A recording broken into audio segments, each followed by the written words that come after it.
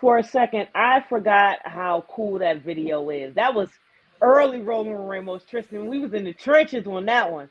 That's right. You're tuned into your favorite, because we're back, your favorite sports podcast, roaming the airways, rolling with Ramos. I happen to be the one that holds the last name Ramos. I would like to specifically thank my daddy for that one. Mike Ramos in heaven, I love you every day. Another new year. I miss you. Episode 142.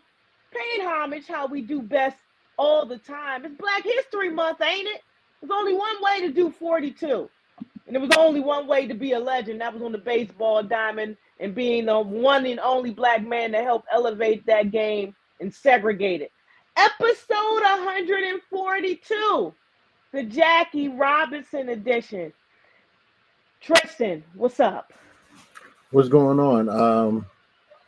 As everybody knows, it's Black History Month.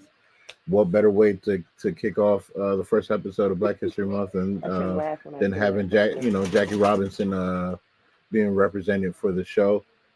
This is a crazy sports week, so I'm glad that we got a show happening right now. Thank God January is over. It was 2039. Thank God it's over. It's already February 4th. That's how fast it goes.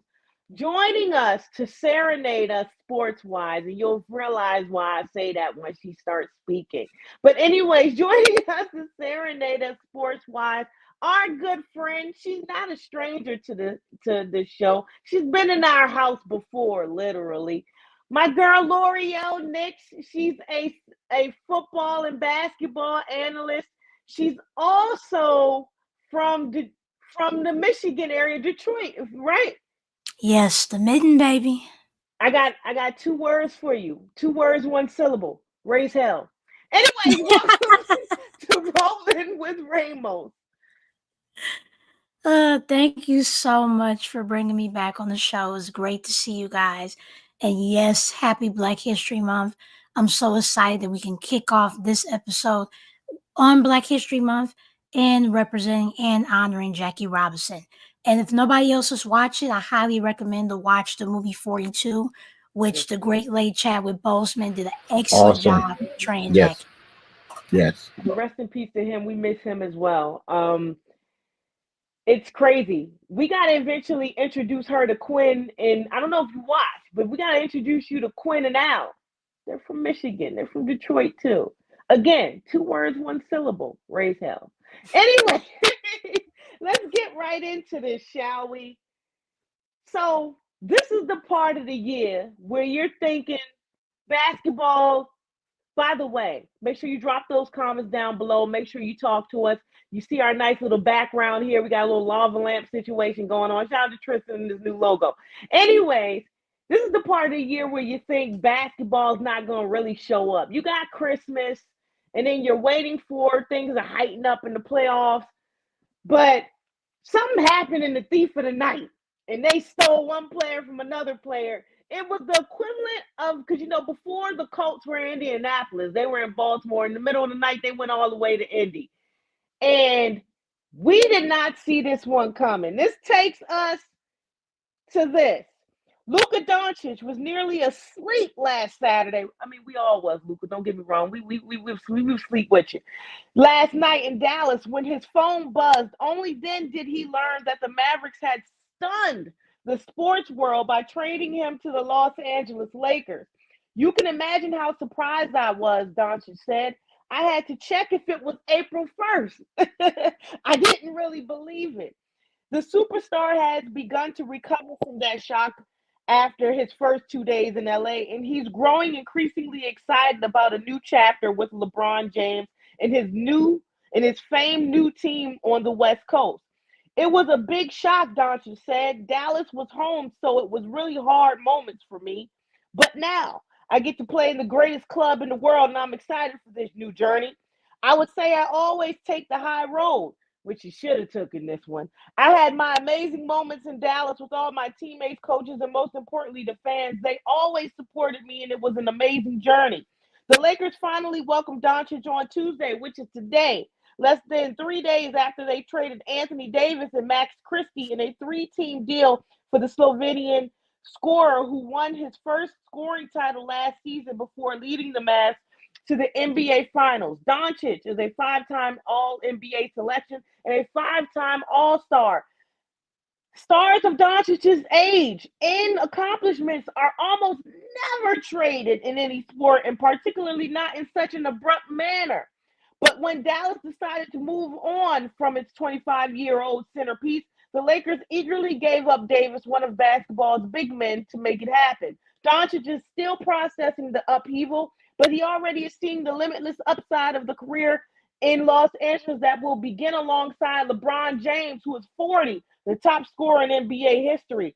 Had Doncic stayed, ladies and gentlemen, in Dallas, he was eligible for a 5-year, $345 million Supermax deal from the Mavericks. Now he's not eligible for such a contract.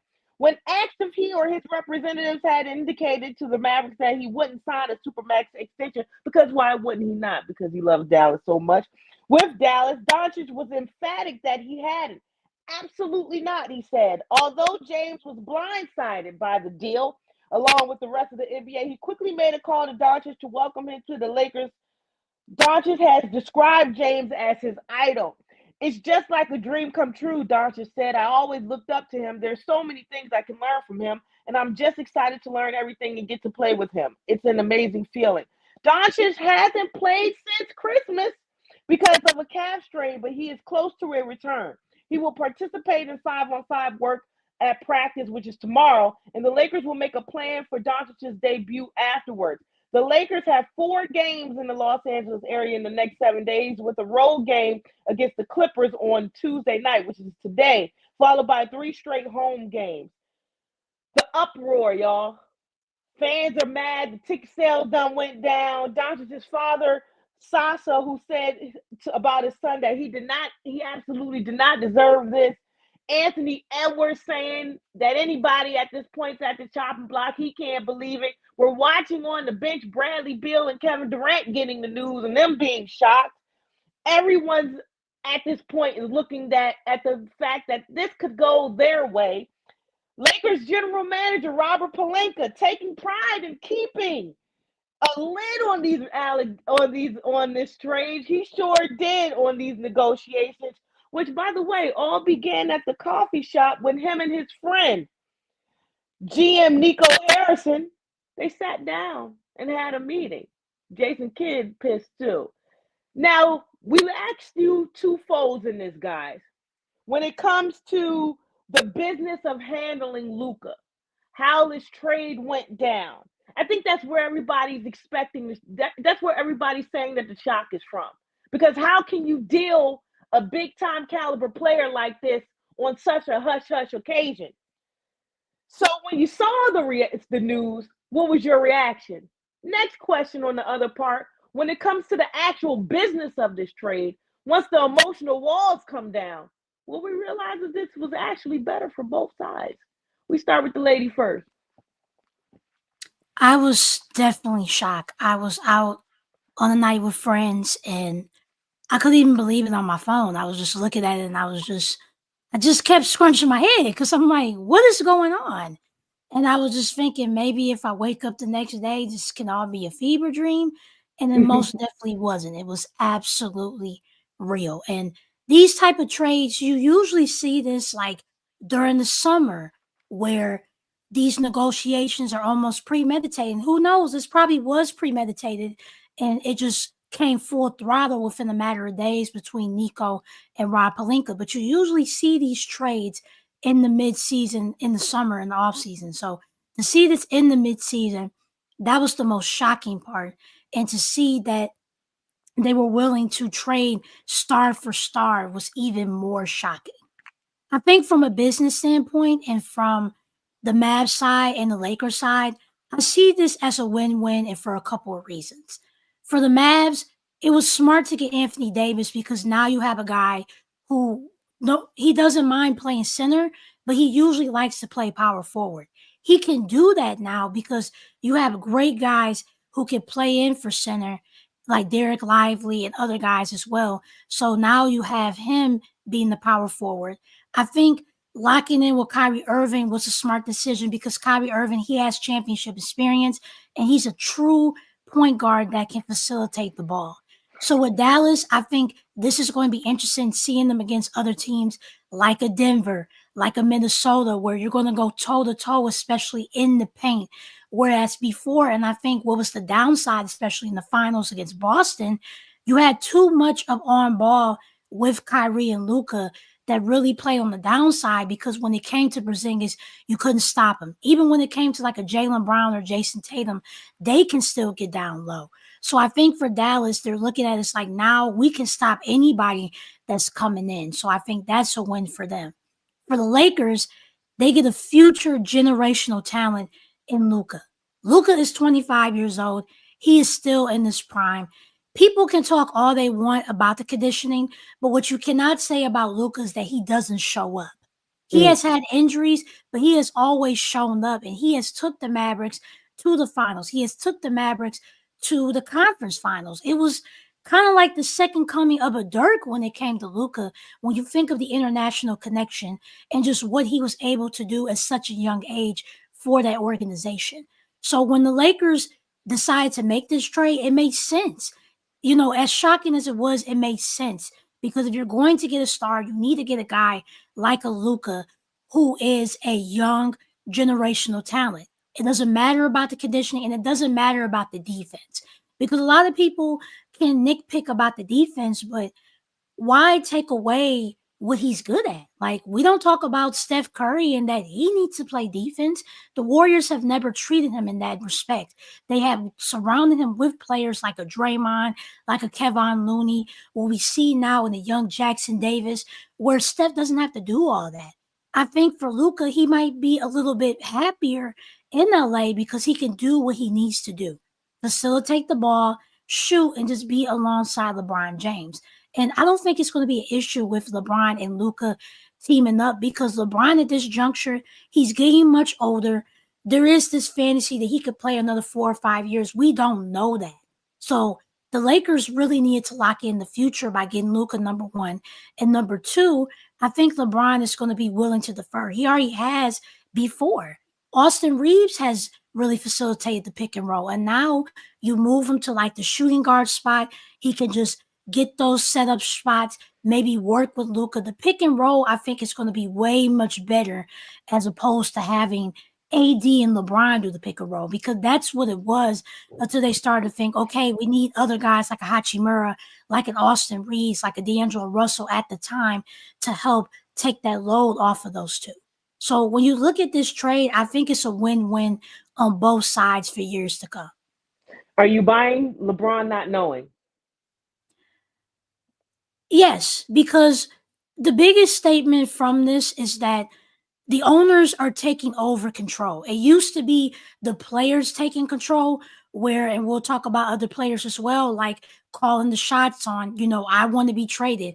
I want to go this. I want things this way. And the owners are like, hold on now. We're giving you the money so that you can be able to play for us and to supplement your lifestyles and that and such. So we can call the shots as well. So I believe to some degree that these players did not know because to make this happen within a span of days, how can you really tell the players? And if you were to tell the players, this would not have happened as quick as it was going to be. If that was the case that you would have told the players, it might have been probably pushed to the off season because you have another naysaying to it. And the owners, they're not trying to have that anymore. They're trying to have control over their teams and saying, if we want to make these decisions, like the decision with Dallas, like when I talk about the conditioning, that has been an issue for quite some time. And I'm sure that has some kind of impact on Dallas saying, do we want Luka to be our future star? So I definitely agree that the owners have major control now and more owners are going to have control. And I just feel like the players really didn't know. Tristan, how you follow all that up? I mean, really, listen, L'Oreal kind of broke it down perfectly because so my initial thought, so this is how it went down for me.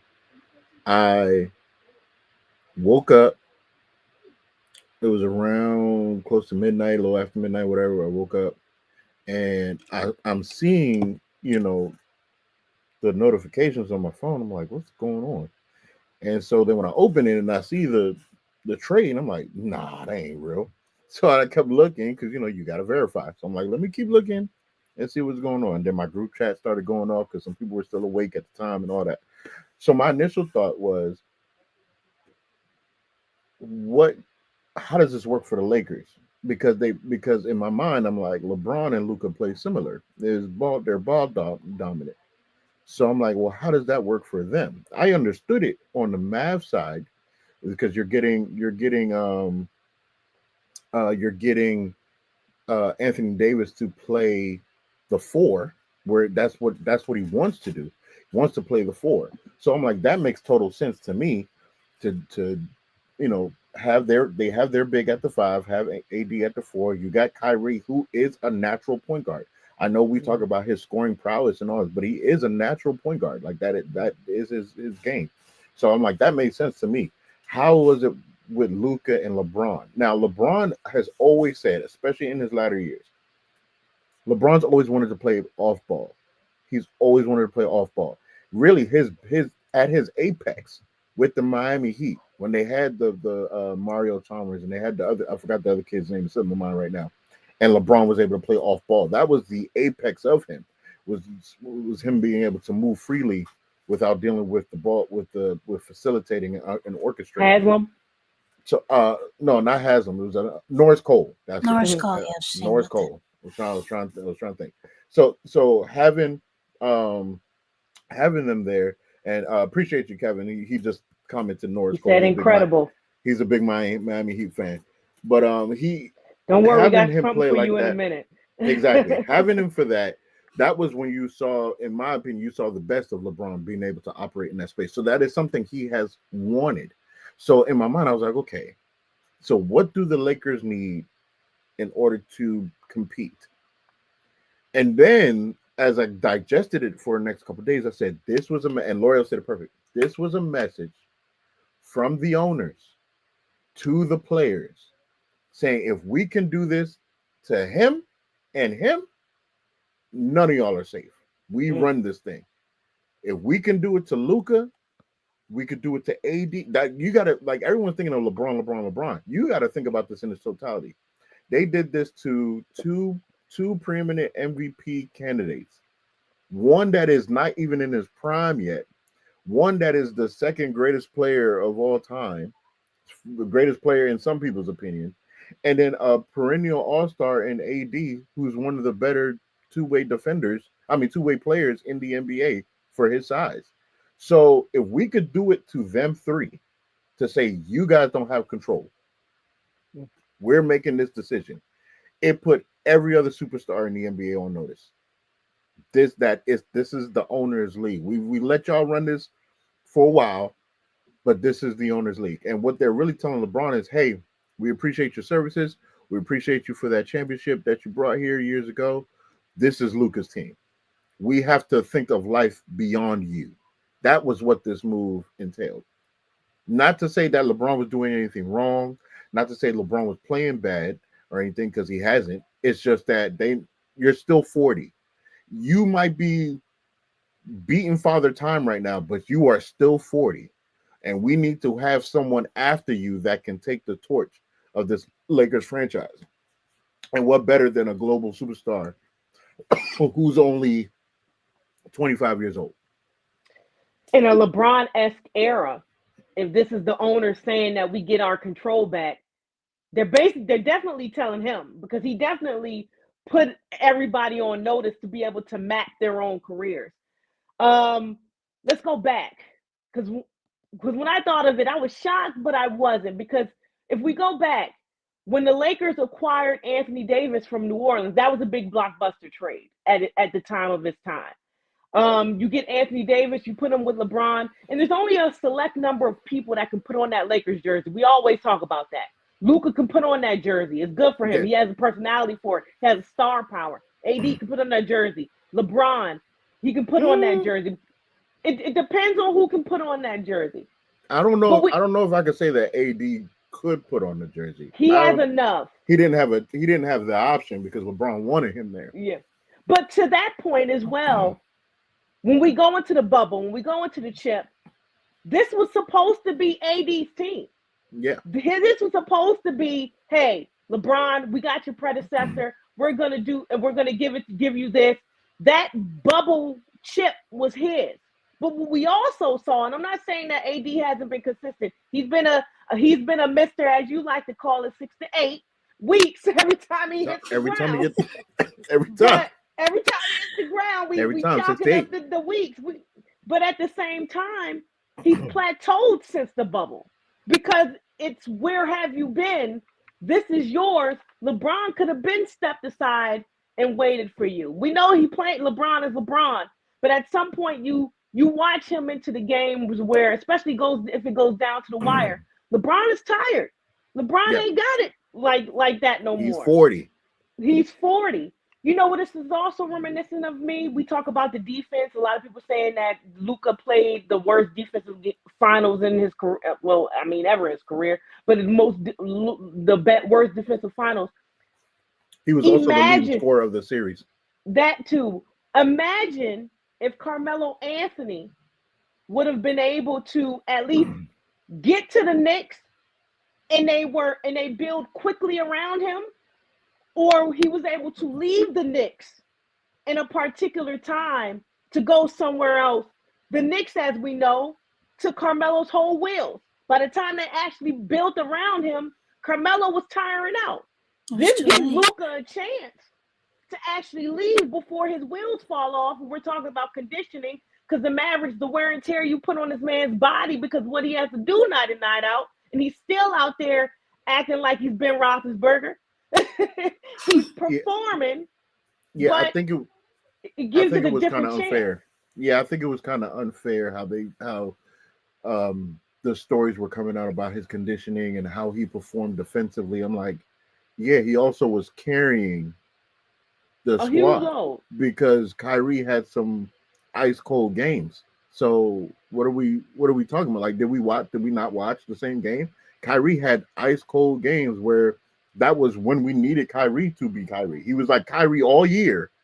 And then we got here and it was like, where are you, Kyrie? And Luka stepped up and was like, okay, I got it. Don't worry about it. So this whole thing of him, playing the worst defense and all that stuff. Listen, you hardly getting these guys playing defense nowadays. We barely see it.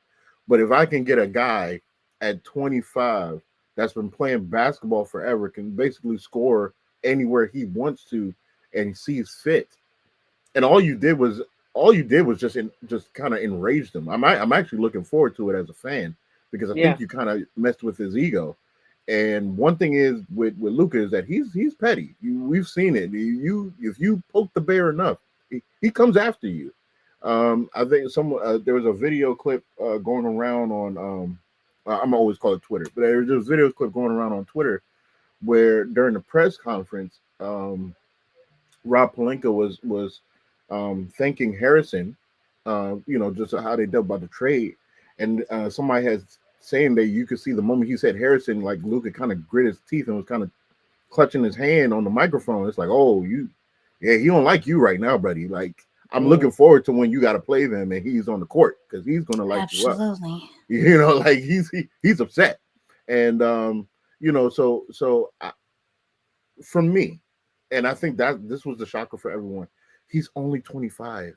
I know it feels like he's been in the game forever. Also, he's another man amongst men because Luka has that edge on the fact that he's been playing since he was a little kid. Like, we've heard his name. Level. That's the thing. We've heard his name for years, but he's still a youngin. Like he ain't even peak. We ain't even seen the best of him yet. So I think as a Lakers fan, although I'm like, okay, so this is where we're officially giving LeBron the swan song.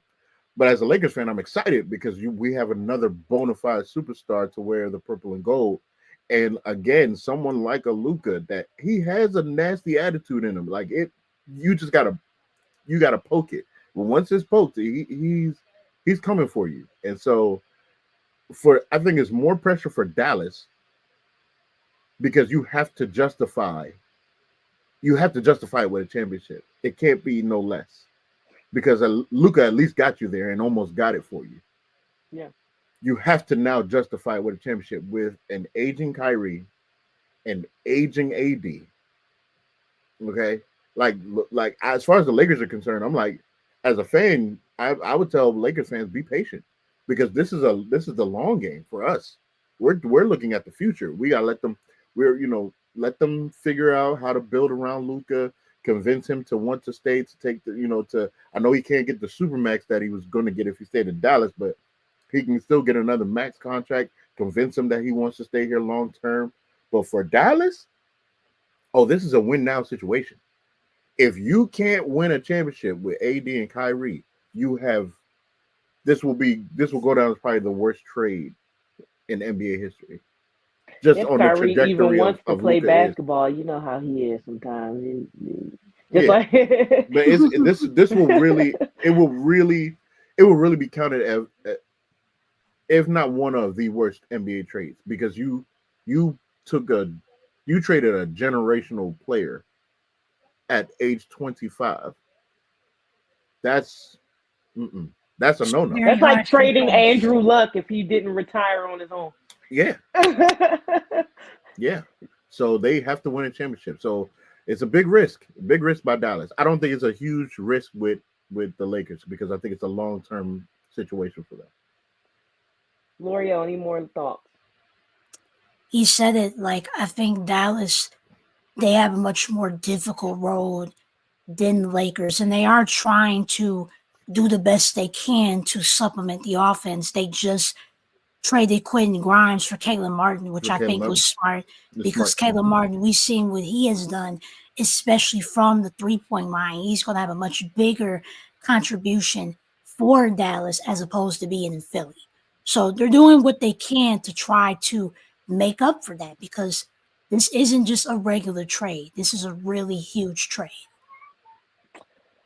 Well, if you believe in the bigger universe and God and spirits, um, we just celebrated Kobe Bryant's, not celebrated, we had to be remembered of his passing Mm-hmm. last month, the end of last month. The last time we saw him on this earth and his lovely daughter Gigi. Someone's heckling you from behind.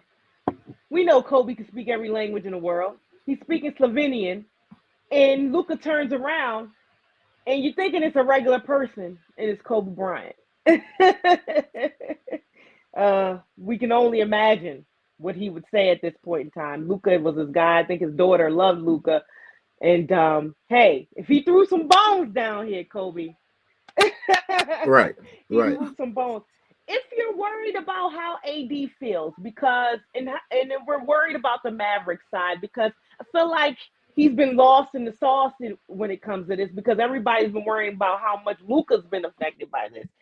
While Doncic was introduced to the Los Angeles media, Davis met with reporters during Mavericks shoot-around before today's game versus the Philadelphia 76ers. Like virtually everyone in the blockbuster trade who wasn't in the Lakers or Mavericks front offices, Davis said he had no idea any sort of deal was in the works. I was shocked. I didn't know, Davis said via the Dallas Morning News, Mike Curtis. Hey, Mike, I know you. I was actually at home about to watch a movie with my wife and got a phone call. I had no idea. I just sent the team a text about congratulations on the win over the Knicks. Big win. Looking forward to Tuesday's game against the Clippers as far as standing purposes. I found out like an hour later I was no longer with the team. I was in shock, obviously. I had no idea that was happening, he added. But now I'm kind of over it and just getting ready to play Dallas. Davis added that he was excited to reunite with Mavericks general manager Nico Harrison, who established a relationship with the forward while he worked with Nike. Following news of the trade breaking, Harrison expressed his beliefs that Davis is a defense. There it goes. Would help Dallas win a championship. Nico believes in me, what I can add on to this team. We know the familiarity with Jason Kidd. In the aftermath of the trade, Davis expressed his gratitude to the Lakers and the Los Angeles fans on social media, adding later that he was excited to join the Mavericks and do something special. He will not play tonight in the matchup versus the Sixers due to an abdominal strain that sidelined him for the past 2 games. However, Max Christie, who accompanied Davis to Dallas in trade, will play Philadelphia. If Davis gets through workouts without difficulty, he could return for the final game of the Mavericks' 4-game road trip Thursday against the defending NBA champion Boston Celtics. Otherwise, his debut for Dallas would be his first home game since the trade on Saturday versus the Houston Rockets. Very quickly, some other trade news, but very quickly before we get to our next subject, De'Aaron Fox, he's going to San Antonio. How do we feel about that with Mr. Spider-Man over there, the young Parisian against the Spurs? It's definitely going to be interesting. For De'Aaron Fox, he specifically stated that he wanted to go to San Antonio because of connections that he has to that city, with his wife, I believe, being from there. So it just made sense to do the trade. It was interesting to see what the Kings were going to get, because if you were going to get rid of De'Aaron Fox, what was you going to get in return? And I'm very, very happy that Chicago was able to get into it and give them Zach LaVine. Zach LaVine, I think, will fill the void greatly for the Kings because you have a scorer with him, DeMar DeRozan, you still have Sabonis. Like, that was the biggest thing. How was the Kings going to recover from this? Because for the Spurs, they could have either waited until De'Aaron Fox was a free agent, or they could have did it now. And the fact that they didn't have to get rid of anybody else, like a Castle, David Fizdale was also in the talks. They didn't have to get rid of anybody else. So you keep the core, the young core that I feel like they should keep. You still have Wemby, and now you have De'Aaron Fox into the mix. It's going to be very interesting to see. I'm not sure how much the Spurs will catapult, but I think De'Aaron Fox is going to have some fun playing around with Wemby and the rest of the young guys to see what they can do in the West. You have any thoughts, Tristan? I'm interested for De'Aaron Fox because he's never had a player aside him like Wemby. It's just.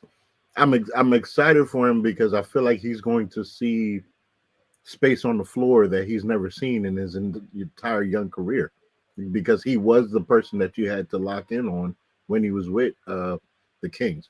I am glad that the Kings were able to get something, able to get that Zach LaVine done, because I feel like I don't know where the Kings want to go necessarily. I knew they had to do it because De'Aaron Fox kind of saw the writing on the wall with the team. They tried to put little pieces together here and there. I think them letting go, the head coach that was there, Mark Brown. Somebody correct me on that name. Mike Brown used to be the coach for the Kings. Coach of the Kings. Yeah. So I think that was definitely a mistake, because I feel like that was on an up and up.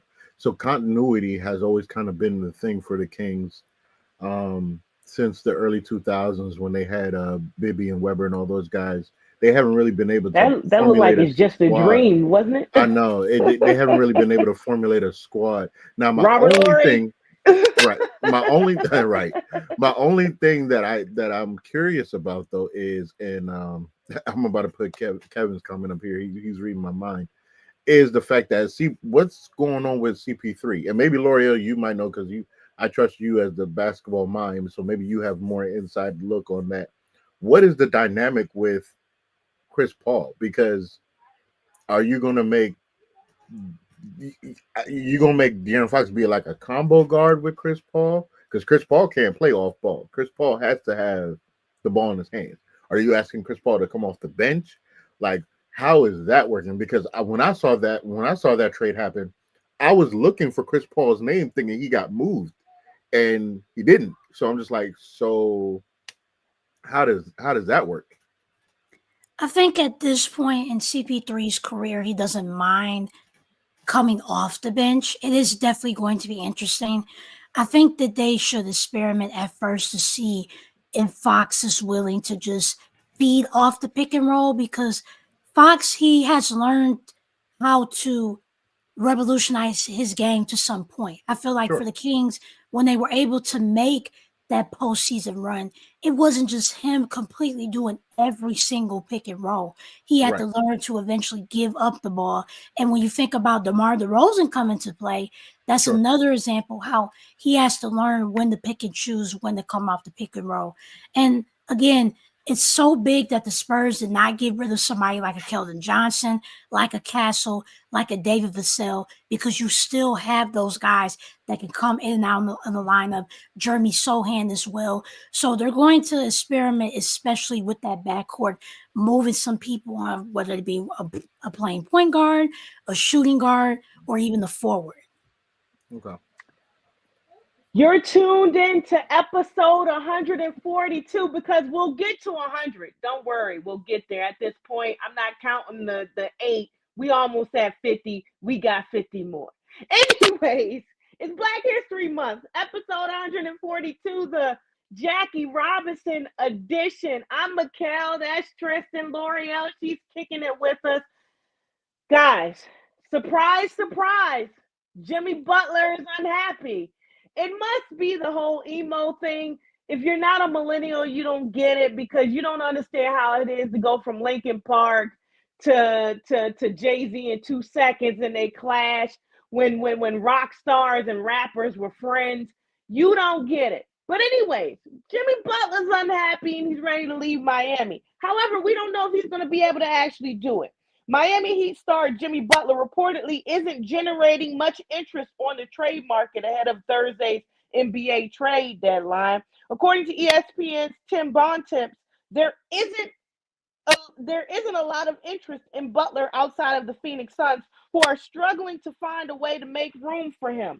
Bontemps noted that the Suns are handcuffed by Bradley Beal. That's one guy to know how to get a deal, and we don't know how you're going to play when you get the deal. Bradley Beal, who has a $50.2 million salary. And guess what, L'Oreal? He said you can't trade him. He has a no-trade clause.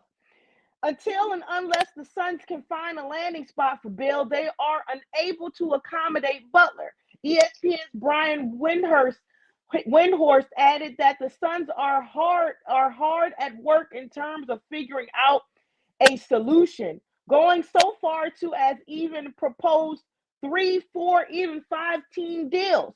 Per Windhorst, the Heat are very motivated to move Butler. However, Bontemps points out that the few interested teams outside of the Suns have informed Butler that they would prefer him not to play for them. If they are ultimately unable to get a deal done with the Suns, Windhorst suggested that Miami could circle back to the Golden State Warriors as a landing spot. Butler has a player option on his contract for next season, meaning he can either opt in at a salary of $52.4 million or opt out and become a free agent. We might know why nobody wants him, because you can't get in these locker rooms and start doing what Jimmy doing. Over the past month, the Heat have suspended Butler on 3 separate occasions, which speaks to the disconnect between the teams and the player. The first suspension was a 7-game ban for conduct detrimental to the team after publicly suggesting that he wanted to be traded. 35-year-old Butler is a 6-time All-Star who has spent the past 6 seasons with other stints with the Chicago Bulls, Minnesota Timberwolves, and Philadelphia 76ers, if I might add, all of them looking as similar in outing as this one is looking. He's twice led the Heat to the NBA Finals, averaging 21 points per game in 316 regular season games with the Heat, and 24.7 points per game in 64 playoff games with Miami. Over 25 games this season, Butler is averaging 17 points, 5.2 rebounds, and 4.8 assists per contest while shooting 54% from the field. A great deal of drama has surrounded Butler this season, though, which could be part of the reason why teams are reluctant to trade for him. Bradley Beal messing up a lot of plans. What are we saying about Jimmy Butler? It's quite funny that you said that he's around a whirlwind of drama when he created it. I think what Jimmy is not understanding is that there's a certain way that you conduct yourself if you want to be traded. He has every right to demand a trade because he has taken this team to the NBA Finals. He has been the biggest focal point of having Tyler Hero get paid, having a lot of other guys surround around him to make the Heat a contending team. So he has a right to request a trade, but you have to go about it a certain way. And it's just no surprise that he has been suspended because what he's doing is he's tarnishing his reputation. That's why nobody wants to figure out anything for him. And he's thinking that he can just go anywhere. You really can't. Again, we just saw from that Laker and Dallas trade that the owners are controlling everything. In Miami, Pat Riley, he has every right to say, you're not going anywhere unless we can come up for something that's feasible for me and you. You can't have all your cards laid out the way you want to. And it's just crazy how the Warriors were willing to give him an offer, and he said, no, I don't want to do it. That puts him in a tougher spot because now that's why the Warriors are considering getting Kevin Durant again. Because, well, we can't get Jimmy Butler. Let's try to get Kevin Durant. And then with Bradley Beal having that no trade clause, that just make everything worse. So as much leverage that Jimmy Butler think he has, he really doesn't. You're way past your prime. And teams, they can't trust you anymore or at all because the way that you're acting. You have to go a certain way when you want to be traded. And I think for Miami too, they made a mistake because if it was clear that you did not want to give him an extension, you should have figured out. You had a lot of time to figure out if you wanted to move him and when you can. Like there was no way that they wasn't able to come up with some solution to get him out of there because you wasn't willing to give him an extension. And I agree with how Jimmy feels about that, but you're kind of retaliating against them in the public. That's just backfiring on you in so many ways. And it's just unfortunate because I just feel like he's really not going to get moved. I think he has no choice but to stay in Miami, and they try this again in the offseason where there's way more options and way more things to be opened up because right now it's a very, very tight window. When mid-season trades happen, there's a very tight window because there's only certain stars that people want to go after. Jimmy Butler's not making himself look like the star. He's making himself look like more of a nuisance, which is why the whole entire league is so hesitant on trying to figure out if they want him or not.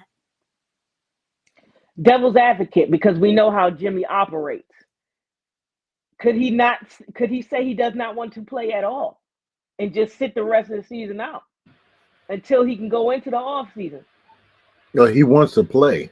So it's not, that's not even in him to go that route because he wants to play. Just wondering, you know. But the problem is, just like L'Oreal said, and just like Kevin commented, you are past your prime.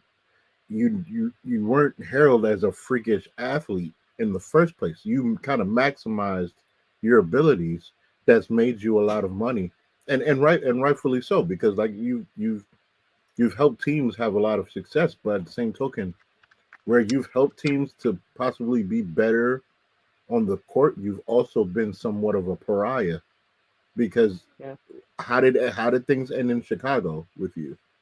How did things end in Minnesota with you? How did things end in Philadelphia with you? Everywhere you've gone, you kind of left it in a blaze. So it's kind of like now you're trying to do it with Pat Riley, of all people, who kind of runs the Heat like the mafia. I mean, him and LeBron James couldn't see eye to eye, and LeBron James had to go. Look what he did to Dwayne Wade, and that was like the adopted son of Miami. Like, so what made you think that you could try to pull this as well? And you're not doing yourself any favors. Pat Riley's going to gladly pay the money for you to stay away. I'll make that clear. Like, he's like, oh yeah, I'll pay you to stay away. That's fine. But all these other teams are not going to want to take you on, even if they're like, man, we love his tenacity. We love the fact that he carried that squad to the finals, almost winning the finals. Like, we love that. But at the same token, can we deal with that attitude? Can we deal with all that comes with you if things aren't going your way? If the team isn't structured the way you think for it to be able to win? If you're not getting the money that you feel like you deserve at your age now, what kind of Jimmy Butler are we going to get? And teams are just not dealing with it. The game is too young. It's too many young players on a lot of these franchises for you to come in to be the so-called veteran that's acting the most childish. It doesn't work. It doesn't work that way. He's really shooting himself in the foot. When this is all said and done, Miami might take 2 L's in two on two different sides of the ball. Jimmy Butler don't want to be in Miami, and neither does Tyreek Hill want to be there anymore. So we'll see what. Nobody want to play. Nobody's singing Will Smith no more. Welcome to Miami. They're trying to get the hell out of Miami. Anyways, let's move on, shall we? We go from the men's side, and we got to go to the women's side a little bit. We start off with 2 back-to-back 22s who now have their jerseys in the rafters. We start in Iowa. Iowa got its biggest victory of the season, 76-69 over number 4 USC on Sunday afternoon when the school honored Caitlin Clark by raising her number 22 jersey to the rafters at the Carver Hawkeye Arena. You kind of just have those butterflies in your stomach when you walk in here, Clark said while meeting with the media before Sunday's game. Not so much for the basketball game now, that obviously just to be around everybody and to enjoy this environment. Aja Wilson, on the other hand, gently shook a tears rolling down her face. According to South Carolina athletic department policy, just because a jersey is retired doesn't mean the number is. But they got Dawn Staley on that sideline, and she a G and she's just a real one. Gamecocks coach Dawn Staley, however, made it clear, perfectly clear, no one in South Carolina will ever wear the number 22 uniform again. South Carolina shaped me not just as an athlete, but as a person, Wilson said during the ceremony prior to the number 2 Gamecocks 83-66 victory against Auburn. Y'all know they was going to win that.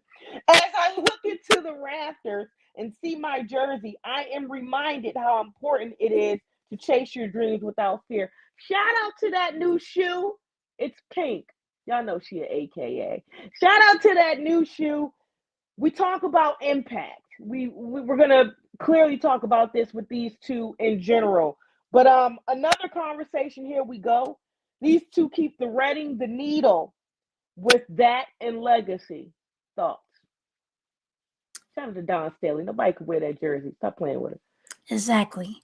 And when we think of the number 22 and we think of what Caitlin Clark and Aja Wilson did for those schools, that's the most important thing. For Aja being the hometown hero, she made the South Carolina franchise. Dawn Staley as well, but Aja Wilson made that franchise with how she was able to really build her game as a center and as a Black woman, and seeing where she is now, that's where it all started. With Caitlin Clark, you see the record breaking. You see how she transformed a state. Every single Iowa game, whether it be at home, on the road, her rookie season, people are flooding to come in these arenas to see her play. And with Caitlin Clark, from the young person perspective, she is inspiring young people, young women and young men who want to play the game, who want to love and be admired and admirate the game. She is doing a great job with that. So when you look at the legacy that both of these women are putting on, they're putting on tremendous legacies for the state of women's basketball. And I'm just happy that women's basketball is not like a passing thing. It used to be a passing thing where people would talk about it. And Monica Minut, I appreciate the times where they have multiple conversations about the W on First Take, and it just seems like there's not as much conversation as it should be for the men's side. There's no choice but to have that conversation because of Caitlin Clark, what she done for her rookie season, because of Aja Wilson, 1,000 points in a whole entire single season, MVP 3 times, how she transformed that Aces organization from where they used to be when Bill Lambert was there to getting their coach and then to where they are right now. that is the impact that women's basketball is having on the entire world.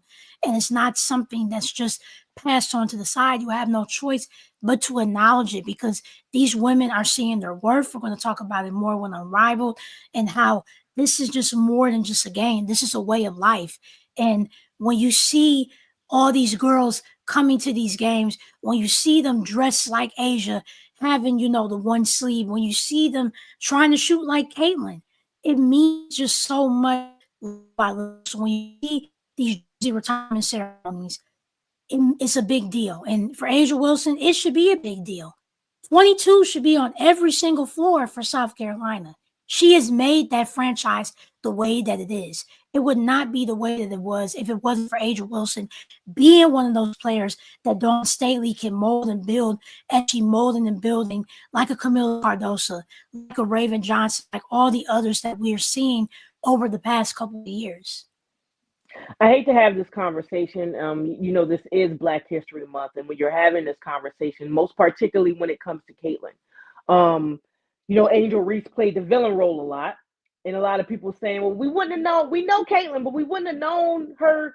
We would know her to an extent if it wasn't for the ring in the face and all that, and and what's going on." But is it fair when it comes to talking about her and Asia and these two legacies, the newbie, the new rookie, a lot of people saying that, hey, Asia had to remind a lot of people that she's still in this league, with Caitlin coming in, with that freshman class coming in, and look at the season that she had. They didn't win the chip, but Tristan, we talked about it, how decorated she would have been if they would have won the chip last year, because she would have took MVP of the championship, and she would have had it again. Is that fair still to, when we have that conversation, to the Black women or the predecessors that have built this league, to put that strain on Caitlin, because we're already going to put her in that conversation because what she's already done? Well, you have to understand, it's kind of like in a sense, it's kind of like the Steph Curry effect with the NBA. I think the reason what made Caitlin so magnetic and polarizing is the fact that Caitlin is not 6'6". She's not 6'7". She, you know what I'm saying? She's literally shooting the ball. You give them the ability to see something that's attainable to average human that might want to be extraordinary, that wants to, if you just work at your craft and work hard enough, that you can get it to that height and get it to that level. And you have to understand also the scoring prowess that she was taking place. I mean, we had awesome scorers in the W, even from back in the day, but to score it this way, as far as her perimeter game, and also her as a facilitator, it just brought another level. There was I was a big, and still am a big Angel Reese fan, and I absolutely love Asia Wilson from her time in South Carolina, all the way up to now. So I wouldn't say like I was a Caitlin hater, but I was just like, okay, y'all really hyping this girl. And that was really before I really kind of got to watch the games when she was in Iowa. And I can't remember what school they played, but I watched her, and you could just see, oh, you're better than everybody. Like, everybody's playing here, and Caitlin is here, including her own teammates. It's like, it's a different tier that she's on, that there's no one else on the floor that's playing that way. And so that's the thing that grabs your attention, because from then on I watched every game, because I'm just like, she really plays at a certain level that no one else is really on. So when you see that, it's going to be gravitated to. And and unfortunately, I think because race is such a I don't want to call it taboo, because it's not, but it's just it's talked about so much. You can't help but put it in that kind of category, which is why I'm glad that Asia Wilson had the season she's had during this time of the Caitlin, because it is the reminder, like, yeah, she's good. That's all well and good, but I'm the best player in this league. Mm-hmm. Like, let's not get this twisted. And even watching Asia even elevate her game to add more of a perimeter game, to increase her vision on the court, and have, facilitating from when she can get it in the post and kick it out and things of that nature. Like, she elevated her game, and we already knew her defensive prowess. I mean, I felt like she should have been Defensive Player of the Year as well as getting the MVP based on what she was doing. So, it's the reminder, like, yeah, Caitlyn is there. Caitlyn is box office, rightfully so. But Asia Wilson is the face of the WNBA. And I love the fact that the WNBA makes it so. They're like, yeah, we got this great young kid. Cool. But Asia Wilson is still the face of the WNBA. And they push her that way. And, it's just, we want to get past the race thing. When I say get past, is like, let's evaluate these players as players. Not because this player is black and this player is white, and the notoriety of this player getting something because they're white, or this player getting something because they're black. Let's just judge them on their game. That's what we're trying to get to. But it's something that's going to be dealt with, and we're probably going to see more coming down the pipe. But Asia Wilson, I think, has handled everything about this, has handled it very well. Being the ambassador for the WNBA, being the ambassador for women's sports in general, just with her class and her competitiveness, you couldn't ask for a better person to be the face of your league. And Caitlyn's time will come when she'll probably eventually be the face of the league. But right now, it's Asia's, and it's probably going to be that for the foreseeable future. Well, hell, we didn't even know the guys was playing last year outside of Edie. Who the heck was paying attention? And now you got Juju and everybody else coming along. You have any thoughts on that topic, L'Oreal? Or can we move forward? The whole Caitlin Clark situation, the thing for me is that, and this is nothing against her, it's the fan base and just how it really exposes people who are in for the theatrics and people who are in for the sport. Yep. When we mentioned Angel Reese and what she did, Angel Reese has always had that personality since Maryland. That's always who she's been. Mm-hmm. And instead of focusing on that, nobody wanted to focus on how she was the double queen. How she was so tremendous at LSU because of that. And then when we move on into the league, it was just very disrespectful how people were just straight up dismissing players who had been here way before Caitlin was here, and even way before, like, an Aaliyah Boston was here. Because you just got into women's sports. Exactly. Huh? And you just got into women's sports. And that's the crazy thing to me, is that you just it just really showed you who is really new to this and who is really true to this. And it's just unfortunate that the players, whether black or white, because even Diana Taurasi had to chime in and say, okay, hold on for a minute. Like, we've been building this for the past 25 years. You're not going to dismiss what we did just because of something that you haven't seen before, which is a great thing, because what Caitlin is doing, that's her. I don't think we will ever see anything like that from a women's basketball player, which is great. At the same time, and also, I think people need to be more open-minded. Threes is cool in that. Shooting 40 from the field is tremendous. But Asia, she's such a trailblazer because of her ability to block shots, her ability to run up and down the court, her ability to rebound. We're going to see the same thing still with Angel Reese. We're already seeing it with Nafisa Collier. That finals between the Liberty and the Lynx, it was one of the most viewed finals in years for a reason. You saw two very individual teams, two very individual star players in Breanna Stewart and Nafisa Collier that brought different dynamics to the game that nobody has seen before.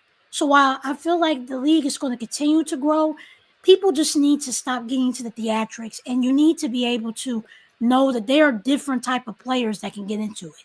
Juju is nearly at that point. Juju can score all three different kind of levels, and it's only so far. Like, she's a sophomore, it's only so far as she can go, which is a tremendous rate and route. So people just need to be more open-minded when it comes in. I don't know why they do in the W, because in NBA, you can be international, you can be black, you could be white, you could be a center or whatever. Like, there's not as much judgment in men's basketball as opposed to women's There basketball. has to And I be a don't reason why understand you're why. good if you're a woman. There has to be a reason. There has to be something we can pinpoint. Not to And mention, what not Clay. I'm gonna get to you in a minute. Not to say that Caitlin's not great, but I'm sorry, but Sabrina scored more threes in that contest than the whole other guys that were scoring in her contest alone, separate with Steph. We're not gonna forget what she can actually do as well. Yes. And what she did during her Oregon days as her well. organ. And the thing is it's not a coincidence of how viewership. I literally was just talking to a coworker about this yesterday. It's not a coincidence of how viewership has been with the NBA as opposed to the WNBA, and even with college women's basketball as opposed to college men's basketball. We have been drunk with the three ball, because of people like Steph Curry and because of people like Dame Lillard and these guys that were shooting from the logo. But in that we have, in a sense, lost our way as far as what made basketball such a beautiful game to watch. And what the thing is with the WNBA is that they keep the purity of basketball. Like you're watching rotations, you're watching switches, you're watching offenses get set up, you're seeing three, um, zone Sequences. defenses and all these things. Like you're seeing the fundamentals with the excitement of a Caitlin Clark scoring threes, with the excitement of an Angel Reese being the double queen, with the excitement of watching Asia Wilson doing chase down blocks, with Sabrina Ionescu hitting game winning shots. So we get the excitement with the fundamentals, and it's the same thing with college basketball. Like you said, you got Juju who's tearing it up. Her teammate scored 50 something the other night as well. And then you're seeing these girls in these different schools that are like absolute ballers. Whereas in the male college game, you got bigs that are still trying to shoot threes instead of being dominant threes. Instead of being dominant bigs in the post, you got bigs trying to shoot threes all the time. You got guards that only want to, as soon as they pull it from half court, they're trying to jack up shots. Only want to play ISO ball. They don't want to set anything. So it's a hard watch. It's a hard watch. And so Yeah.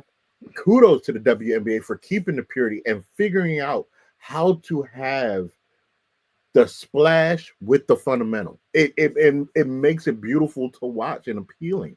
And these women are ballers, man. It's not like they just up here just they balling. Like you could put some of them against some of these guys. Like they're balling.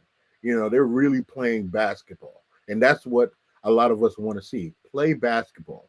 Stop with this ISO stuff. Stop with this this kind of street ball mentality and all this stuff. Like play basketball. That's what we want to see. It's 5 of y'all on the court. Play. It's 5 of y'all defending. All y'all defend.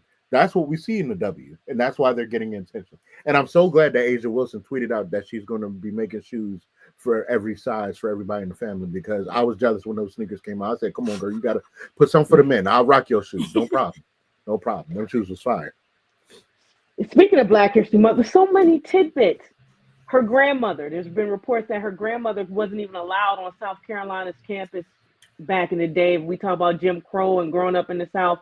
Her granddaughter now not only has a statue, her damn jersey is in the practice. How beautiful is that? And then it's also on the men's side. Unless you're Carmelo used to say this all the time. WNBA women's basketball is in its truest sport. Not to mention, speaking of Carmelo, on the guys' end, the girls are making a name, but we're seeing that on the men's side, you are only being recognized when you come to a name. I can't wait to see what Cayenne does next year. Yeah, he's gonna be nice. If you cared that much about the NBA trade, that was what it was. That WNBA trade deadline was crazy. This a week ago, 2025 WNBA free agency erupted with the first trade in league history involving multiple number one picks. Now former All-NBA first team picks, scoring champions, a perennial MVP contender, as well as it's over, Connecticut. As I sit in Connecticut, it ain't over. But what it was is gone. As well as 5 of the last year's Connecticut Sun starters will be playing for new teams in 2025. Number 1, Joel Lloyd is headed to the Las Vegas Aces. Say it ain't so, L'Oreal. Kelsey Plum has landed with the Los Angeles Sparks. Hey, Cameron, Miss Brinks, stay healthy. We need this fully. Alyssa Thomas will team up with Satu Sabali with the Phoenix Mercury. Brittany Griner, it's over in Phoenix for her after 11 seasons. She will go to the Atlanta Dream, which also signed Brianna Jones. DeWanna Bonner signed a 1-year deal with the Indiana Fever. Speaking of Kaylee, you got some nice company there. Natasha Cloud, she'll always be a Washington Mystic to me. Love her, but you're the home girl for me. Rebecca Allen, J.C. Sheldon to Connecticut with a new CBA featuring massive salary bumps expected to come into effect in 2026. Expect to see players sign only 1-year deals and expect the news to keep coming. Damn. How we feel about all of that? Kelsey, you left. Cameron, stay healthy. I need to see this, okay? L'Oreal. I think. Oh, go ahead, L'Oreal. Go ahead. I'm just going to break it down quickly because it's a lot. I feel like there's two teams that are my winners in this whole free agency period. I think the Atlanta Dream and Indiana Fever did a great job in building their teams. With Atlanta, the big thing was that they needed bigs. You already have your backcourt with Felicia Gray, with Ryan Holler, with Jordan Canada. But the biggest question was who was going to be your big and if Tina Charles was going to be there long term. I thought she was going to eventually maybe be on the brink of retirement. I was shocked to see her go to Connecticut, but I liked the connection when she used to be there a while ago and she wants to go back there. So for Atlanta to get Brittany Griner, that was smart because you have a plain center who is just crushing the glass every single chance she gets, getting those rebounds, getting those blocks. And with Brianna Jones as well, that's going to be interesting because now you have a solid front court and you have a solid back court.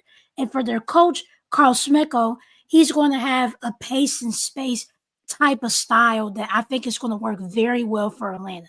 The thing is with Atlanta, you had an amazing front court, but the problem was the pace was too much.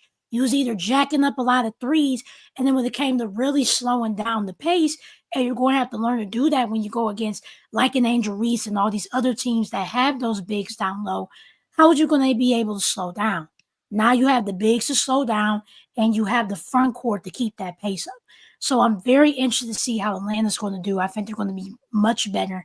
And for Indiana, they're much better because now you have veterans that can surround Aaliyah Boston and Caitlin Clark.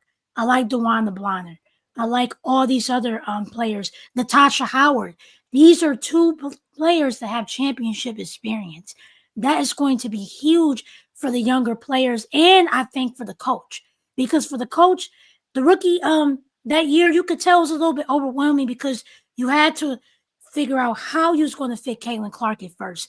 It was a little bit difficult when you had Erica Wheeler and Kelsey Mitchell, and they made it work out eventually, but now you're going to have a little bit more assistance from people who know what it's like to be in that situation because Indiana, I get it. You want to be a win-now team right now, and their team is a win-now team with all these additions. So for sure, I think the winners of this trade is Atlanta and Indiana. For Vegas, I think trading Jewel Lloyd for Kelsey Plum is heartbreaking to see Kelsey Plum go because I'm sure while the team is happy that they got an upgrade in Jewel Lloyd, it's not going to be the same because Kelsey Plum was a big part of that team. She made a lot of shots when it mattered the most. She was able to facilitate the ball. And now it's going to be interesting because you have Jewel Lloyd as a facilitator. I think Jackie Young, that was somebody that they wanted to keep because, again, she was clutch when they needed to be. So for Vegas, I wonder how this is going to go in the long term because I think it's going to go well because you have Jewel Lloyd, you have Chelsea Gray, you still have Asia, you have Jackie Young. But again, the biggest issue is who are you going to replace those players when it gets tough? Depth is very important. And with the Aces, they always manage to push through somehow when it comes to the regular season. But I think we saw kind of like that crash coming into the playoffs because you didn't have a lot of depth. And unfortunately, Kate Martin, who probably would have had a really better sophomore year, she's going to Golden State Valkyries now. So that depth is still depleted. So that's the biggest thing for the Aces, is that this is great that you have the backcourt that you need, but how is that depth going to work out come playoff time? But it's just interesting to see how with the WNBA, kind of like with the NBA, there's going to be a lot of theatrics happening, and these teams are ready to go all in. Phoenix is ready to go all in. New York is still ready to go all in. Dallas is ready to go all in. They were able to build around Arike Anguwable, which was very important because for a while it was like, who are you going to build around that team? And Satu, it just wasn't really sure if she was going to be there much longer long term. And I think getting Dejanay Carrington, that's a great addition because she is excellent offensively and defensively. So it was really great to see that a lot of these teams make these big moves and a lot of teams just look different. Tristan, quickly. Listen, I couldn't break it down better than L'Oreal did just now, but I'm just gonna highlight one team in particular that I thought it was a great move for, was the LA Sparks getting Kelsey Plum to go over there. I think for what you saw last year, especially after the injury to Cameron, what you saw was that they needed help on the backcourt. They needed someone to be able to give the option, not just facilitating, but be able to score from the perimeter, but as well as having someone that can play on guard in the backcourt position. And I think you get that with Kelsey. And people forget how great of a scorer she was. She's one of those players where it's kind of like D Wade situation when LeBron went to Miami. D Wade didn't have to necessarily be Flash because you had a LeBron. But don't forget that he is still Flash. Same thing I felt with Kelsey. Kelsey didn't have to be who she was at Washington when she was in college because you had Asia Wilson there to be your big time scorer. But don't get it twisted that she could put the ball in the basket if need be. So I feel like to have that perimeter threat with Cameron Brink coming back now you can actually do some pick and roll action with them because of Cameron Brink's versatility on the floor. And I think Kelsey brings the veteran leadership for that team, as well as bringing stability at that point guard position. You can play her off the ball as well, but it gives them the stability to be able to run their offense the way I think they want to run. I'm excited to see what it looks like, but a lot of these moves were excellent. These teams were very strategic in what they were doing, and I think this season is going to be even more exciting than next season because of these moves that were made. So I'm looking forward to it. Not to mention, you got an off season where you're watching your favorite players play in another league in the off season, which takes us to Unrivaled. Fellas, take notes, because if this is what you wanted the All-Star break to look like, this is how it's supposed to look like. And now that it turned into a one-on-one thing. Pod A, Shakira Austin, Ray Barrow, Natasha Cloud, Chelsea Gray, Jewel Lloyd, Azura Stevens, Alyssa Thomas. Pod B, Nafisia Collier, Tiffany Hayes, Brian Howard, Lexi Hall, Rakia Jackson, Katie Lou Samuelson, Courtney Williams, Jackie Young. Pod C, Aaliyah Boston, Jordan Canada, Kalia Cooper, Aaliyah Edwards, Alicia Gray, Marina Mabry, Kate Martin, Brianna Stewart. Pod D, Dejanay. Shout out to the Proud family. Dejanay Carrington. And y'all act like y'all ain't know Skylar Diggins Smith could ball. You're seeing it again. Y'all forgot about her. She's killing this thing. Skylar Diggins Smith, Derica Hamby, Kayla McBride, Enrique Agumbawale, Satu Sabali, Brittany Sykes. Guess what they doing? Top seeded from these pods get by in the second round. Unrivaled, well crowned its first one-on-one champion on Valentine's Day. Shout out to the ladies. Well, and the fellas too. Y'all deserve something. Will be played over 3 days. The tournament, 30 players, will be divided into 4 pods, with the eventual champion winning $250,000. The runner-up will get $50,000.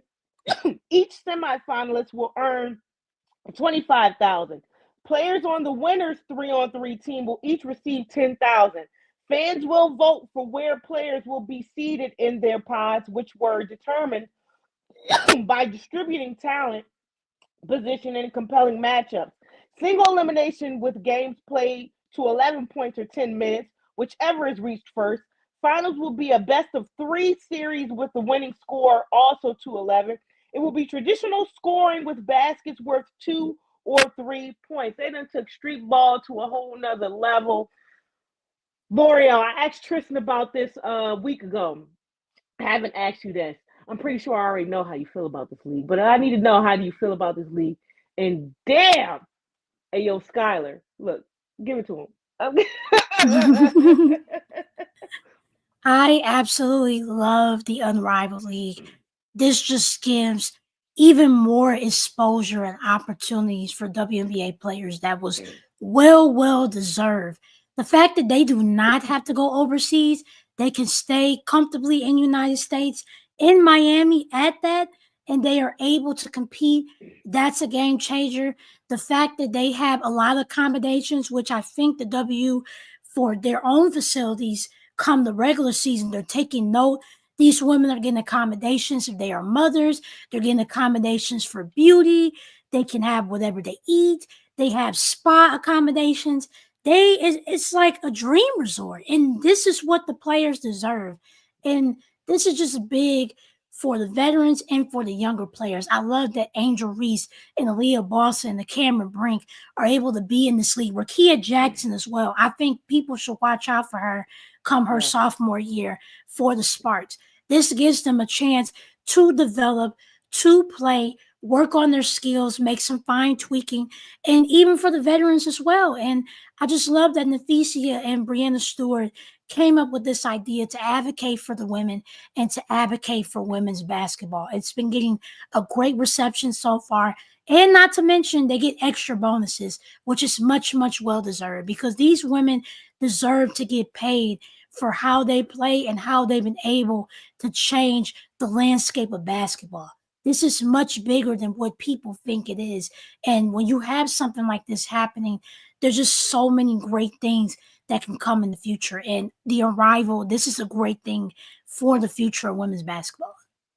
Shout out to TNT too. They've totally killed this in bridging the gap between the men's season and the women's season. But they've killed this coverage. Go ahead, Tristan. I've absolutely loved it. I've loved every bit of it. Period. I've loved the fact that they are playing here and not having to go overseas. I even love the aesthetics. I love what they do with the arena. It just aesthetically looks amazing. It's giving bubble, but not bubble. Yes. Like, it's like what the bubble should have been. Like, that's how they did it. It's like, okay, we saw what y'all did. This is how we can make it better. So shout outs to the women, man. I mean, it's been so good to see. And again, I think Laura said it best. It allows these young players to continue to develop their game throughout the year. There's not this big gap, this big lull. We can watch these women ball out basically all year round. And I just it's the amazing. outfits, I the show up. Yeah, watching the team concepts. Watching oh my Skylar God, Diggins. this is the record. And that let me touch on that. That was the marketing. Brilliant. Showing the behind the scenes footage with them in the jerseys. At first, they didn't really mention about the league, so people were like, "What are these jerseys? Where are these jerseys from?" The marketing was brilliant. I mean, everything was well done. People really did forget about Skylar Diggins. I love that she had that moment, and she was a dog coming out of Notre Dame. So I love that she had that moment. It was just she done lost so well some done. Weight. She done toned up. Yeah. She's healthy. She's healthy now. Like. This was awesome. She's mentally, she's right. She's got her head right. She's good. Like, I'm so happy for her. I'm expecting a big year for her. It was well done. I mean, I watched the games. I mean, I love it. It's great. This one-on-one should be interesting. Last but not least, guys, just in case you were still around, there is a football game on Sunday. The last one. This is I don't even. Truth be told, I kind of checked out for like a week Because we almost was in there, baby. We was almost Okay? We was almost in there. The Lions was almost in there. No. Totally understandable. I told you behind. 2 words, 1 syllable. Raise hell, okay? That's One right. pride. Either way, they didn't give us Bills, Commanders. They didn't give us Detroit Ravens. Ravens messed that up. We didn't get nothing of what we was going to get. But before we get into actually picking, we can play a little game with the score if you want, and predicting and figuring out the ins and X's and O's for both these teams. And also the media at this thing. Like, y'all out here trying to be shock jocks. Just ask regular questions. Stop trying to get the clickbait. Hey, What's going on? But shout out to Jameis Winston. He has been the highlight of the. Oh my God, he's been amazing. Not only are we trying to figure out where you're gonna go next season, but 2 guys that are looking to leave their teams. Veteran Myles Garrett, defensive end. He's trying to leave Cleveland, looking for that championship team. Tristan, JP Finley. I know you know who that is. You already know I was advocating for it. He's taking a look into how the look of the Commanders might look for Myles Garrett. Absolutely. Guys, Cooper Kupp saying goodbye to the Rams. I was surprised. Been a long time. How do we feel about these 2 things? We're going to talk about this more in depth as we know where they go. However, where you at with that? Well, listen, people were calling me a homer, and I was like, I'm really not being a homer. You were about to say a home wrecker. No, people were calling me a homer because they were saying, like, of course you want him to come to the Commanders, and da-da-da. I'm like, yeah, of course I want him to come to the Commanders, but also it makes a lot of sense for him to come to the Commanders. I was like, the Commanders have the cap space to be able, not only to be able to cover his current contract, but to give him a lucrative extension. House money, okay? Because we got somebody on a rookie deal. So that's one. You want to go to a possible contender. Okay, well, we just played in the conference championship. That's 2. 3, who's our head coach? Dan Quinn. What does Dan Quinn specialize with it? Blitzing and pass rush ability. Okay, so boom, there's your other set right there. And we're not so far off as far as the pieces. You actually could be the piece that puts the defense over the hump because you would be such a threat. So yeah, why wouldn't you want to come to Washington? And you also come into a market that's on an uptick because of new ownership. Your minority owner is Magic Johnson. So imagine your endorsements and things on the business aspect of what can be for your career as you're aging out of the league. Like, these are all things that I look at when I'm like, why wouldn't he want to come to Washington? I understand Minnesota. I understand Green Bay, all these, these other places as possibilities. The number 1 spot to me for Myles Garrett, even if I wasn't a fan, I would have still said would be the Washington Commanders, because he said it's not about the money. He wants to compete for championships. You got a QB that's legitimately a franchise QB. Probably going to end up being somebody's going to be petty and vote Bo Nix, so he's not going to get the unanimous Rookie of the Year, but he should get the unanimous Rookie of the Year. Are you mad not to see him in the Pro Bowl? Or are you okay that he sat out? No, I love it. I thought that was brilliant because he wants to focus on next season. I thought it was brilliant. So that's what I'm saying. You have that kind of person with this kind of culture that is being set by Dan Quinn. So you don't even have to come in and do any heavy lifting like you've had to do in Cleveland for the past 8 years. You literally can come in and just be a key piece to another potentially championship run. Why not? You're adding the extra Bobby Wagner we already got in Bobby Wagner. Run it back. Yeah, well, Bobby Wagner was at Josh Harris's press conference, so that kind of tells you that he's probably going to be returning. So we're not that far off. I would definitely, if I'm Adam Peters, I'm making the call. If I'm Myles Garrett, I'm definitely highly considering that. Now, again, Chargers is a good spot too. We don't know what's going to go with Khalil Mack and Joey Bosa, so that's a good spot to look at. Detroit is a good spot to look at. You pair on alongside with Aiden Hutchinson. That's definitely a good look for it. Green Bay is a young upcoming team. Jordan Love is a good quarterback as well. They could, you can add to that as well. I think they got a little bit of cap space to make some moves with that. So there are other teams, but I think Washington be the best spot. And then as far as Cooper Kupp, I didn't see that coming at all, but immediately I'm thinking Cincinnati Bengals. Are you going to be able to re-sign T. Higgins? You can bring Cooper Kupp in at a cheaper price. Texans, look what happened between Tank Dell, Nico Collins, all those people down there with the Texans. Why not bring Cooper Kupp in to be a veteran that can be in there? Again, the Commanders. This is somebody that can play in the middle and help out to get the soft spots outside of your tight end position and allow Scary Terry to have more one-on-ones. That is a great option for him as well. The Ravens, you need a really good possession receiver. You don't know what you're going to do with with some of the receivers you got on your roster. That's another good spot for him. So I think for what he's looking to do to be kind of like a wide receiver 2, a wide receiver 3 plus, or whatever, I think he's going to have a lot of options. He's saying he's fully healthy this year. Felt the best he's felt since the Triple Crown year. So I think that'll be excellent. It'll be cool to take Terry off of one side of the field and maintain him on that side. But I want to see Sennett's a dog. So I want to see some more of Sennett. L'Oreal, Miles, Cooper, where they going?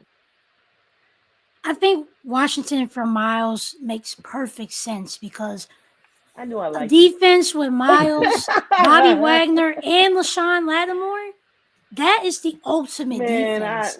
It just gives him the ultimate amount of security and certainty that he needs. It was no surprise that he would question the trade from Cleveland.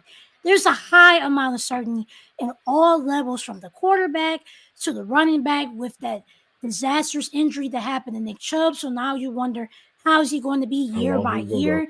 It's just so much uncertainty. And Myles Garrett, he doesn't deserve to have his years in his prime wasted by being that anchor. Like, it's not just he's the anchor of the defense. He's the ultimate anchor of the Cleveland Browns. He doesn't deserve that. He deserves to be a supplemental piece somewhere where everything can complement him and make him feel like he belongs there. And I think Washington, they're going on the amazing route. You have your future quarterback. You have a great offense with those pieces. Their defense was great. And I think for Miles, especially because the defense was weak, particularly from the rushing point, if he was already there, I mean, just imagine what he could have done to stop like a Saquon Barkley or all these other rushing power was going against him. He could stop that. So I definitely feel like Washington, no-brainer. He should just go for that. For Cooper Kupp, I was very surprised that they were willing to immediately trade him. But in a sense, it makes sense because they paid him the $80 million contract over 3 years. They just don't want to pay him. And it makes sense because they rather pay a Matthew Stafford and they rather pay a Puka Nacua, which, I mean, he definitely deserves it the way he's been playing so far over a Cooper Kupp. I think Cincinnati, they have to make a deal. I don't know if they're going to keep T. Higgins. And I think if you want a great slot wide receiver that can be there when you need it, Cooper Kupp is that guy. And what better way to have kind of like a similar situation that you do now in LA than to go to Cincinnati with a younger Joe Burrow who is going to give him the ball. All right. So, like I said, there's a little spot up the street. I can get me some pizza and some wings and party of one. It's too damn cold in Connecticut.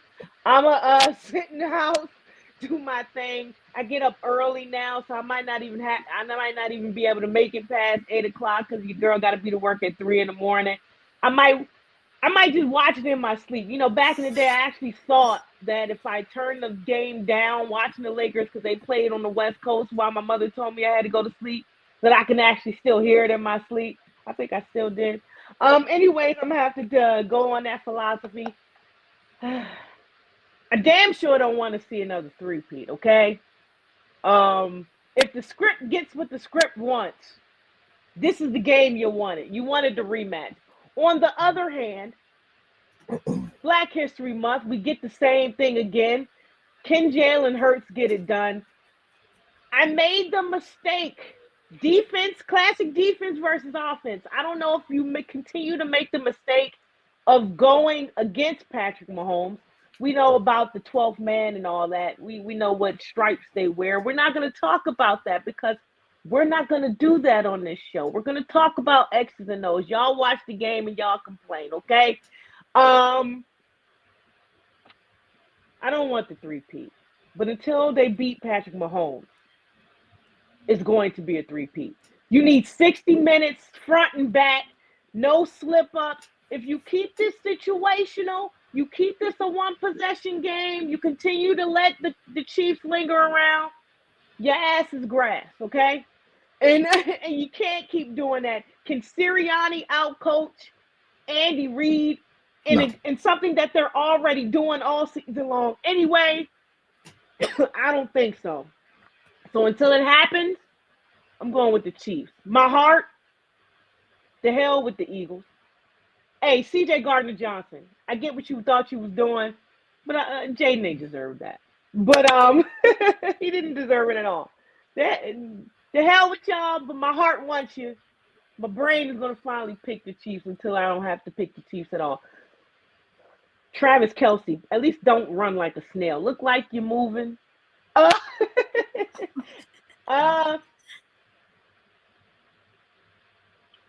He might not have to move that much. 28.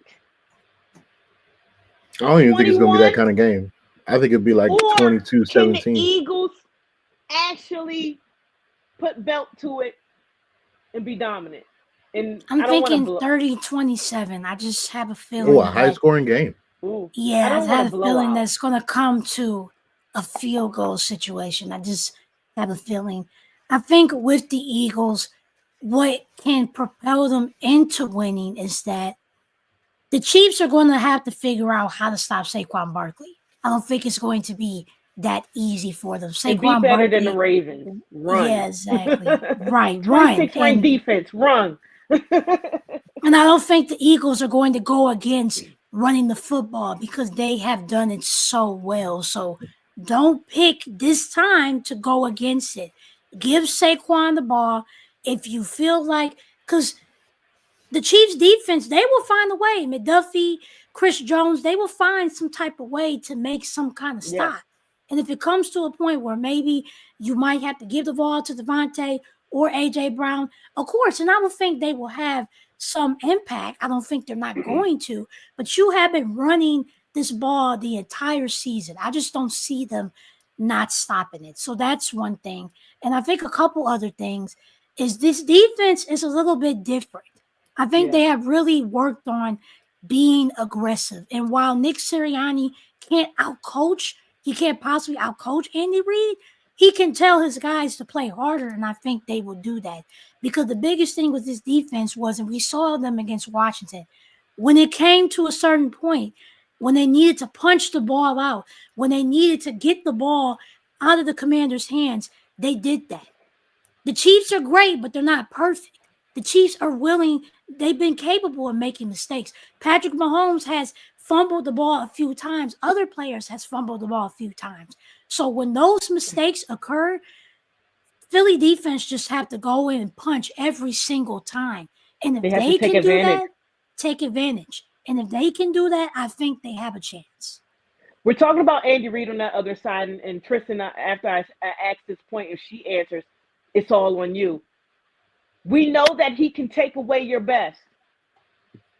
So defending Saquon, what will be defending Saquon on his end? And two, Jalen Hurts isn't bad in the pocket.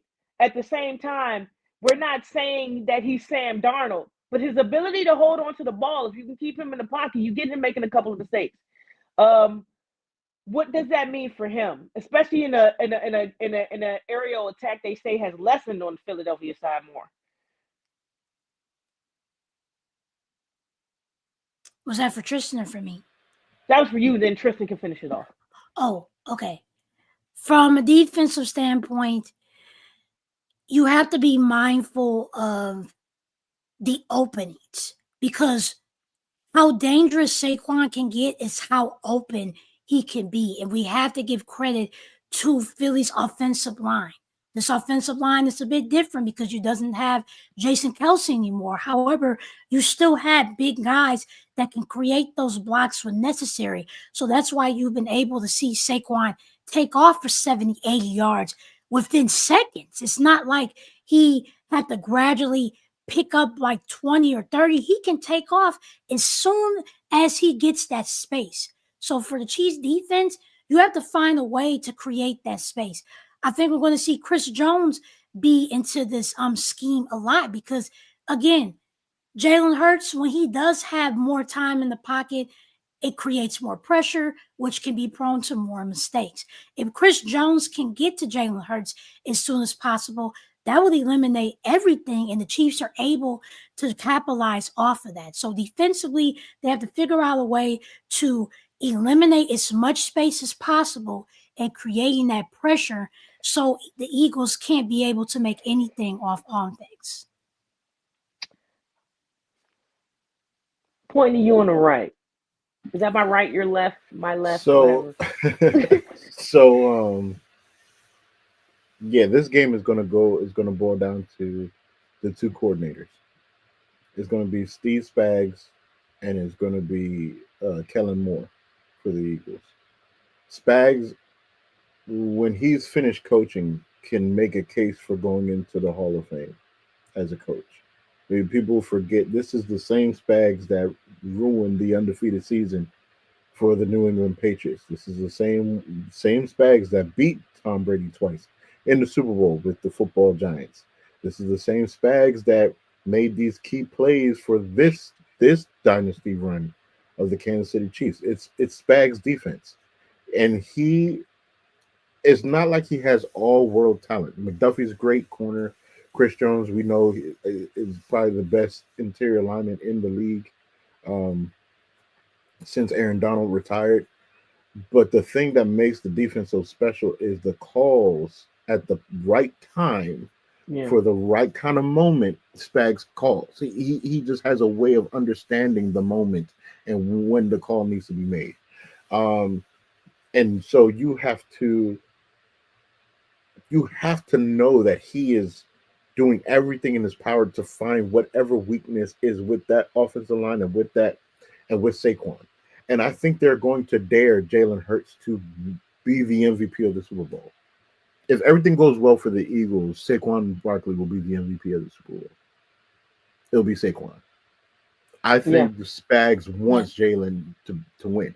Now the thing that makes it interesting, in my opinion, of why I think the Eagles have the edge is because Jalen has seen this defense before at the Super Bowl and played exceptionally well.